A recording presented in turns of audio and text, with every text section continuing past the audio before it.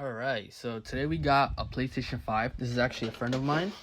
And I'm going to be replacing the power supply, which unfortunately blew out.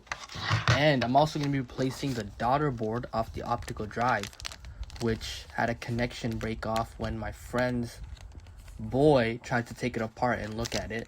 He didn't know what he was doing and he ripped the connection off. Alright, so the first thing you want to do is you want to take the covers off. So you lift from this PlayStation logo and it's just a push down. And it's kind of hard to see / do with the hand, but so you lift this logo and you push the cover down because you have all these hooks that like slot up. So I'm gonna set that aside back there. On the other side, same corner, you lift and you just, oh shoot. Alright, don't do that. But yeah, that's how you take the covers off. Alright, next thing you want to do is you want to take these fan vents plastic trim off. You can literally just slide your finger in between the seam or like a plastic pry tool. This is fairly simple, fairly easy. Use just a little bit of force, just slightly, and they could probably break pretty easily. All right, so now I'm on the side where the optical drive and the SSD slot expansion is. So first I'm gonna do is take the vents off. This is a Torx bit 8, I think. You could probably look it up online. Alright, bear in mind that the screw sizes are different. This one right here is like pretty short compared to this one, which is a lot longer. And the orientation matters. The best way to tell is you have these wires right here, and you have a little like fin that like covers over the wire. So that is one way to tell. So I'm just gonna literally just, when you're done unscrewing, you can just pull the vent off and just set it aside. Alright, then, well, most models are different, but then you have this little plastic like sticker thing you can just pull off real quick. Set that aside, and then you just have a standard pull connection. So just carefully, let's just take the wires out that hoop. Carefully, just pull hard, and then you can literally just pull the fan out. Set that aside. Now I switched to a quick Phillips head or a plus bit. So I'm just gonna take off this SSD expansion slot, because we're going to take this plastic cover off to access the internals, and in order to do that you got to take apart or take off the things that are in the way. Okay, so that's done. Then you have the same Torx 8 screws. There's a bunch all around and you got to take them off.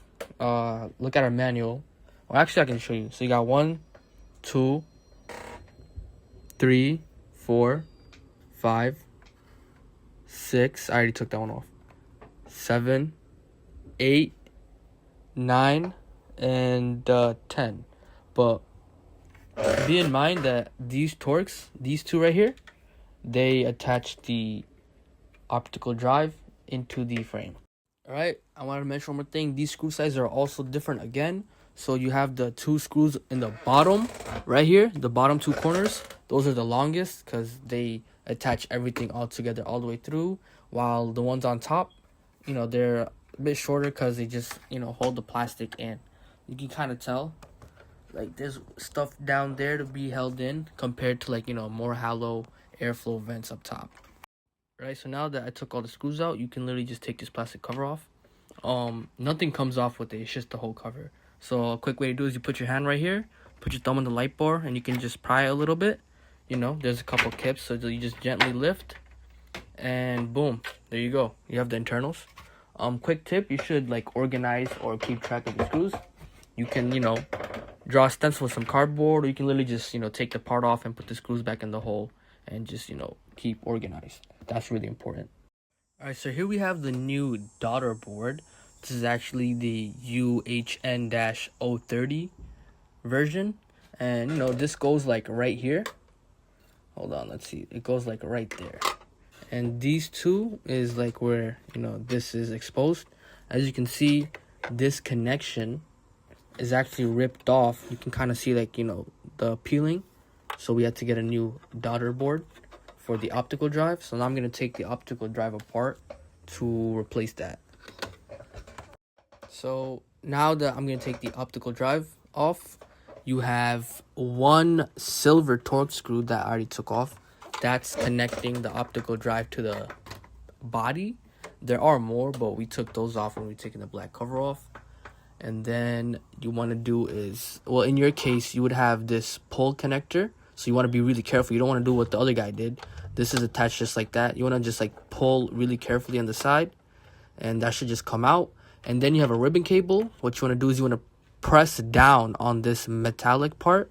You can use like a little, like screwdriver or like your nails or whatever. And then you just gently pull the ribbon out. It's pretty simple. And now you have a detached optical drive. This is the disc version, obviously. This is where the disc goes. Now we have the optical drive detached. You have a little bit of tape you can take off, nothing too major. But you have these black screws all around the perimeter.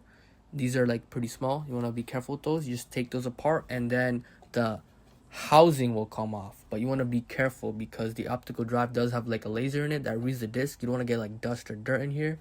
So set it down nice and flat. Take each screw off individually and slowly lift the cover up. I'm going to do that off camera. Alright, so now that we took all the screws apart, you want to be really careful because you have ribbon cables right here. So you just slowly pull them apart. You have one there. You have the fat one that goes underneath. You have this medium-sized one right there on top. And you have this cable right here. Alright, so here's the old part that I haven't taken out yet. You can see there's just 2 more screws. And I'm going to put the new part in. And then we just attach the ribbon cables. So you have 1, 2, 3 on top. And this fat ribbon cable actually goes on the bottom, which is really annoying. So be careful with that. Alright, now that I took the other side out, you can kind of see the power supply. So, you can see all the corrosion that came off. That where the rust is. And you can even see where the capacitor blew. Bunch of acid buildup, the rust. We gotta try to clean that off as best as we can. Do a little side-by-side comparison. Here's the old one with like all the corrosion in the port. And the vents kind of leaked out. And then you can see the top here. Alright, I kind of forgot to record everything after putting the parts in, but it's just everything in reverse.